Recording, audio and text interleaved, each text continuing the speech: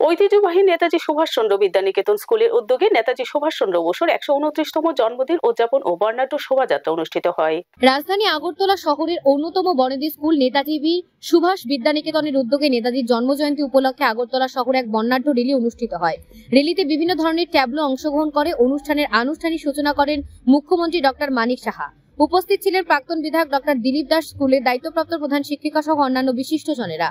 বর্ণাঢ্য শোভাযাত্রাটি নেতাজি সুভাষ বিদ্যানিকেতন থেকে শুরু করে শহরে বিভিন্ন পথ পরিক্রমা করে পুনরায় নেতাজি স্কুলে এসে শেষ হয়। এদিন শোভাযাত্রা উপভোগ করতে রাস্তার দুপাশে অসংখ্য মানুষজন দাঁড়িয়ে অপেক্ষা করতে দেখা যায়। উল্লেখ্য, প্রতি বছরই নেতাজি সুভাষ বিদ্যানিকেতন থেকে নেতাজির জন্মজয়ন্তী উপলক্ষে এ ধরনের র্যালি অনুষ্ঠিত হয়। স্বাধীনতা সংগ্রামের ইতিহাসে যদি স্মরণ করতে হয় চিরস্মরণীয় যিনি কিংবদন্তি নেতা, যদি আমরা এক কথাই বলি, তিনি হচ্ছেন আমাদের সুভাষচন্দ্র বসু। এবং এইরকম একজন উজ্জ্বল এবং মহান চরিত্রের ভারতের স্বাধীন আন্দোলনে আমরা কিন্তু খুব কমই দেখতে পাই।